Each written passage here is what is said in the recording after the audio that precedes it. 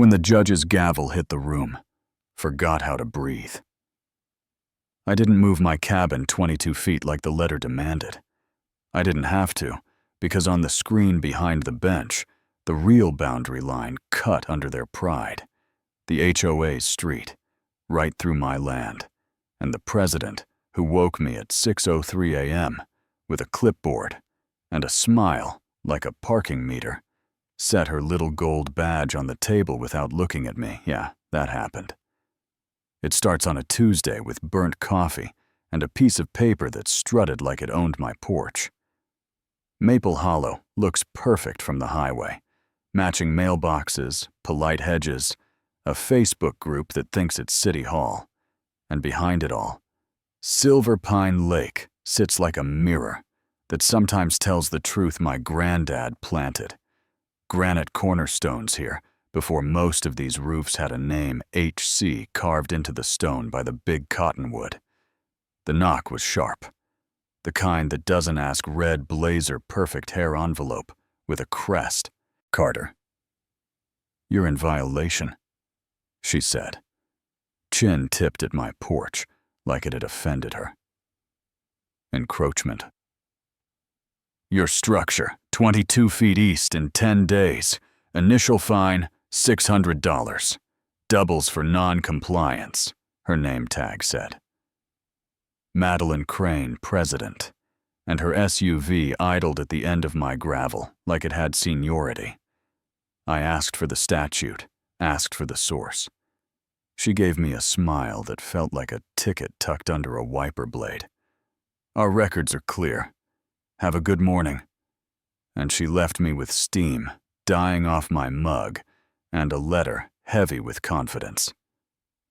You know what I mean. The latch on my old metal file box sticks. It always has inside. There's the deed from 1954. The original plat, 2 faded photos of my dad, grinning beside that granite stone like he'd found a treasure chest. I laid them out and felt the same quiet certainty I feel.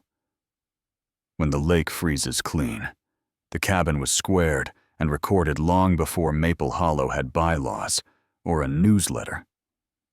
Scolding people about trash cans, I called the number anyway. "Compliance," a syrupy voice said. "Transfers hold music." Then a man who sounded like a smile overlay shows 19 to 22 feet.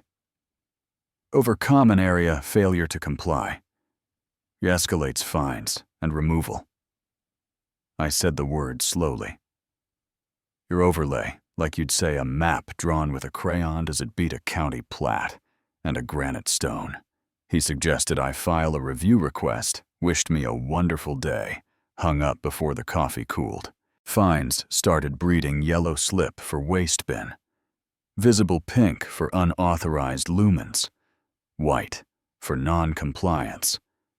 Cumulative and environmental complaint sent a county guy to poke my firewood pile for 4 minutes, then apologize, and the looks around town changed.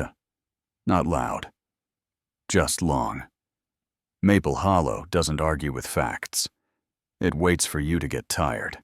I hired Redridge. Surveying because Gus Navarro has hands that look like they've told the truth a long time.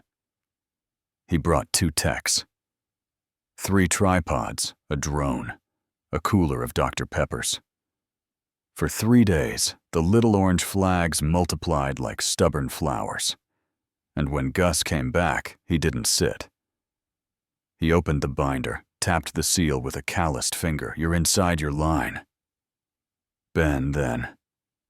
He flipped a page and his eyes said the rest, before his mouth did. Juniper Bend, the HOA road crosses 6 to 10 feet onto your parcel, so. Parts of 6 driveways, call it roughly 1/10 of an acre. I stared at the stove and listened to a loon laughing down by the water. I finally said it. They asked me to move 22 feet. Maybe they'll be happy to move a whole street. And Gus scratched his beard like a man counting headlines. The county clerk. Sharon prints truth like she's dealing cards. Map was clean. 2007 map had the line sliding south, just enough to make the road fit prettier. Surveyor of record, crane title, and mapping. That last name stuck in my teeth related to our president, I asked. Sharon lowered her voice. Same family that name rolled through here a lot that year. And the way she looked at me said what her job wouldn't let her say out loud.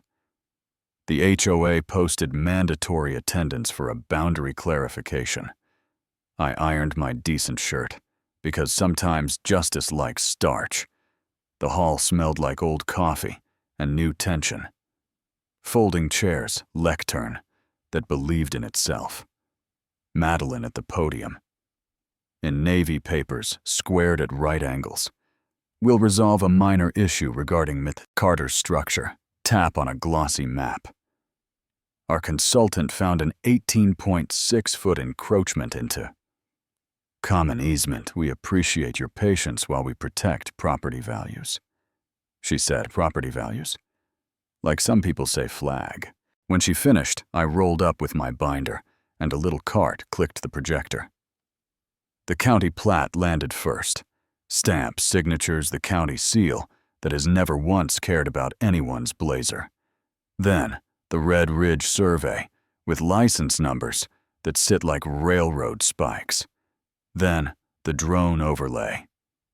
Green lines for theirs. Red for mine. A neat black belt of Juniper Bend sliding onto my land.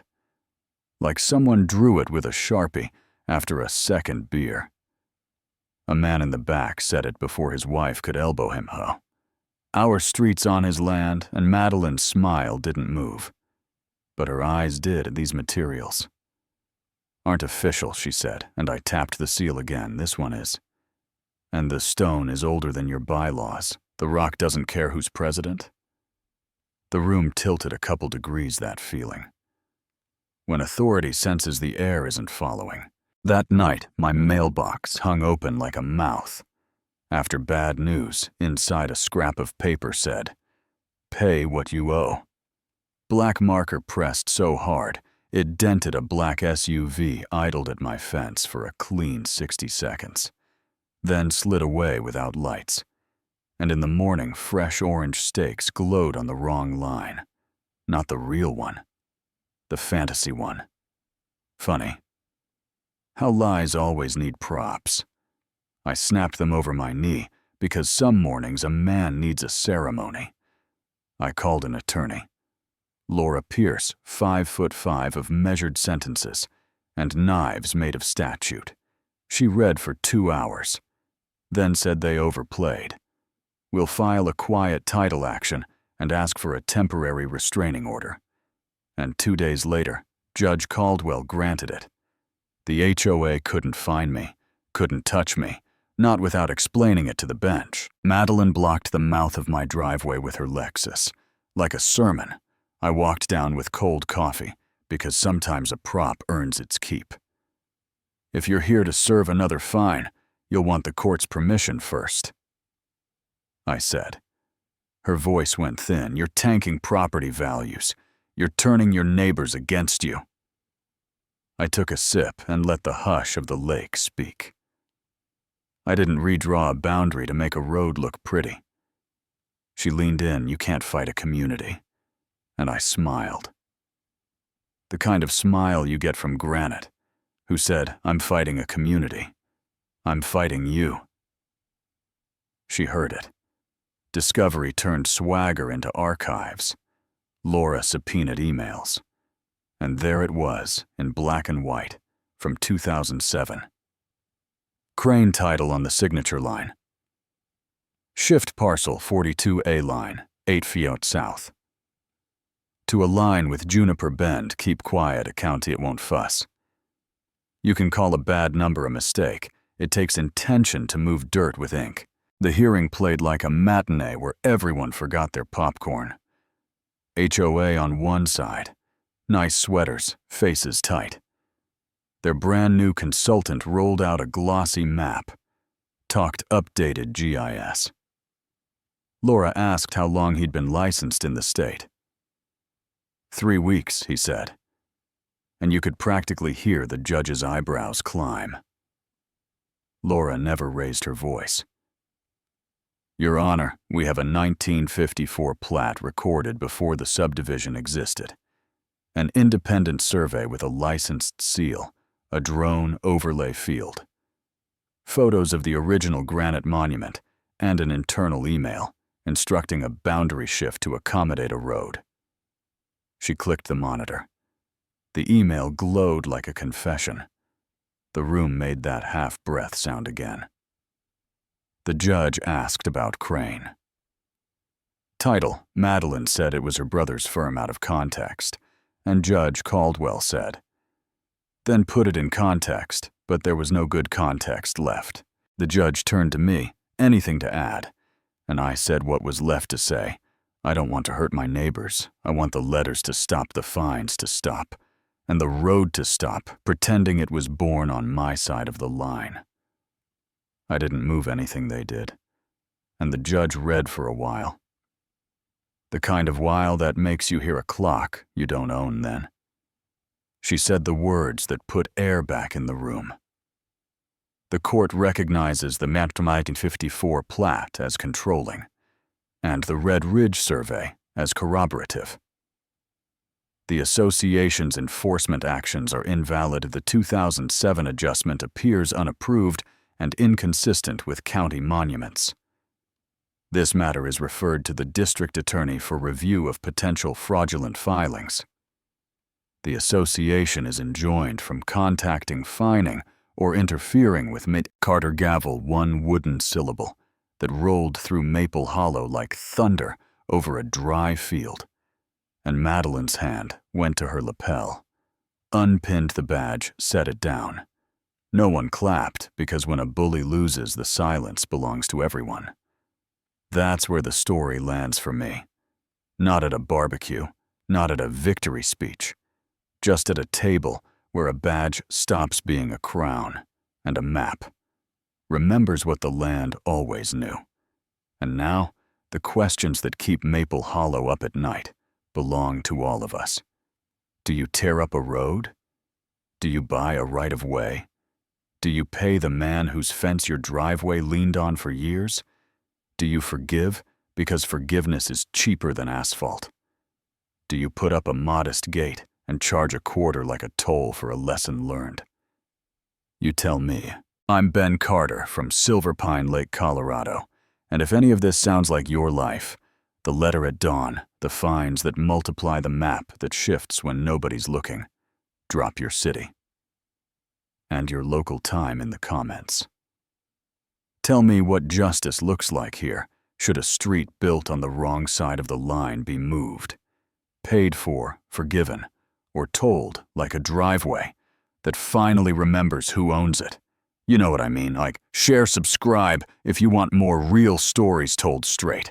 And if you've got your own Maple Hollow, your own little war with a clipboard, bring your receipts and your rocks will listen.